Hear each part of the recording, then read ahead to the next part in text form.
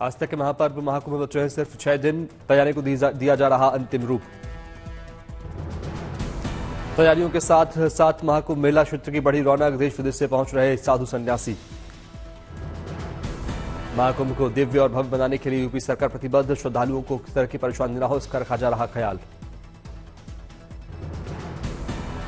महाकुंभ मेला क्षेत्र में आनंद अखाड़े का प्रवेश। साधु संतों का किया गया स्वागत। ड्रोन तस्वीरों में दिखा भव्य नजारा। 1000 से अधिक साधु संत आनंद अखाड़े की पेशवाई में हुए शामिल। नागा सन्यासी बने आकर्षण का केंद्र। प्रयागराज महाकुंभ में पहुंचे एम्बेसडर बाबा महंत राहगिरी। एम्बेसडर कार्ड से चलते हैं बाबा। महाकुंभ में कुरुक्षेत्र में से जंगम साधु भी पहुंचे। इनके सर पर रहता है नाग और मोर मुकुट। जंगम साधुओं की साज सज्जा का दिखा अनोखा अंदाज सबको कर रहा हैरान। गा बजाकर सुनाते हैं शिव पार्वती के विवाह की कथा। महाकुंभ के लिए विशेष पार्क किया गया तैयार। पार्क बनाने के लिए वेस्ट मटेरियल का किया गया है इस्तेमाल। महाकुंभ के लिए एनडीआरएफ ने अपनी तैयारी को परखा। रेल घाट पर किया rescue mock drill. Mock drill में घाट पर डूबते लोगों को बचाने की तैयारियों को परखा गया। महाकुंभ के दौरान घाटों पर तैनात रहेंगे एनडीआरएफ के जवान। प्रयागराज में राम घाट पर संध्या आरती का आयोजन। बड़ी संख्या में श्रद्धालु हुए शामिल। महाकुंभ को लेकर संगम नगरी प्रयागराज में महातैयारी। महाकुंभ स्थल समेत पूरा शहर रात में भव्य रोशनी से नहाया नजर आया। महाकुंभ 2025 के दिव्य भव्य और डिजिटल रूप की विदेशों में चर्चा। 183 देशों के लाखों लोगों ने महाकुंभ की वेबसाइट पर जाकर महाकुंभ के बारे में जानकारी ली। महाकुंभ में श्रद्धालुओं की सहूलियत के लिए 6 अक्टूबर को लॉन्च की गई थी kumbh.gov.in वेबसाइट। 4 जनवरी तक 33 लाख यूजर्स ने वेबसाइट पर किया विजिट। महाकुंभ में महिला नागा साधुओं की पूरी फौज विद्वान। महाकुंभ के तीनों शाही स्नान तक रुकेंगी महिला सन्यासी।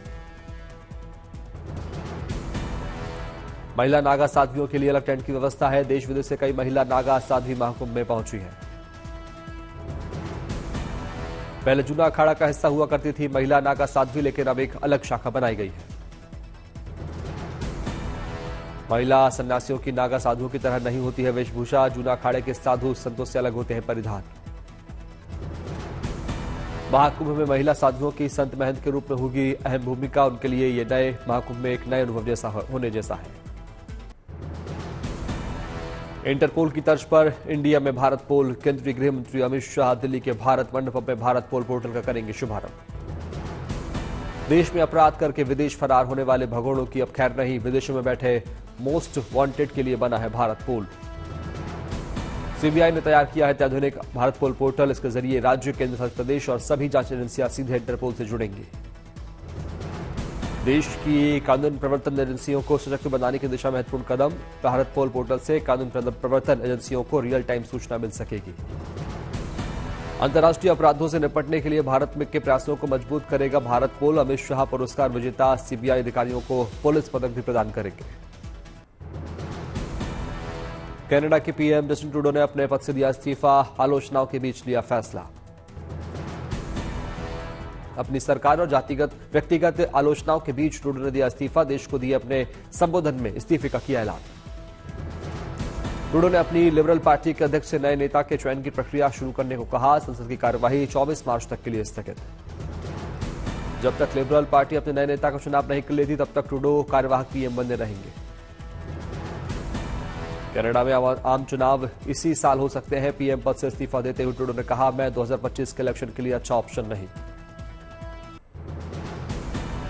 हाल के दिनों में ट्रूडो की लिबरल पार्टी में विद्रोह की आवाज हुई थी तेज। लिबरल पार्टी के सांसदों की तरफ से पद छोड़ने का बनाया जा रहा था दबाव।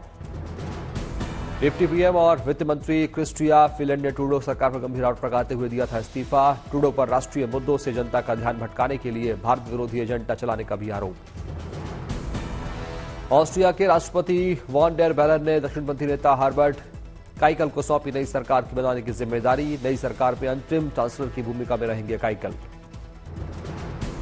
ब्रिटेन के पीएम केयर स्टारमर ने एलन मस्क के आरोपों को किया पलटवार। कहा, इंटरनेट पर झूठ और गलत सूचना फैलाना सही नहीं।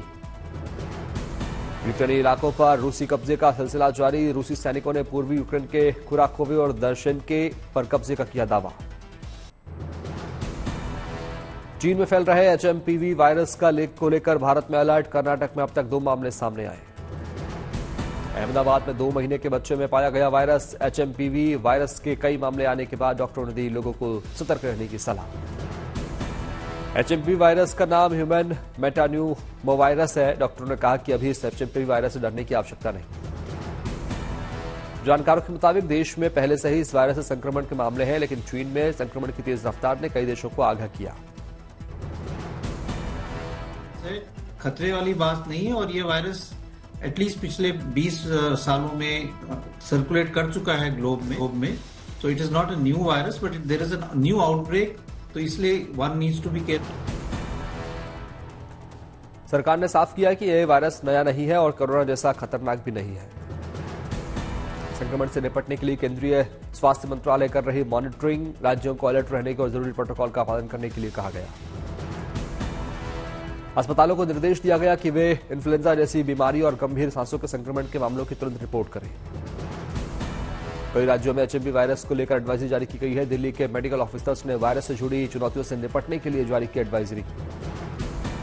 एचएमवी वायरस का ज्यादा असर बुजुर्गों और छोटे बच्चों पर। संक्रमित व्यक्ति के संपर्क आने वाले भी हो सकते हैं बीमार। नाक बहना, गले में खराश, सिरदर्द, थकान, खांसी, बुखार एचएमवी वायरस के लक्षण। संक्रमित होने के बाद 5 दिनों में दिखने लगते हैं लक्षण। डॉक्टरों की सलाह, घर से बाहर निकलने से पहले मास्क लगाएं। खांसी जुकाम से एक दूसरे में फैलता है वायरस।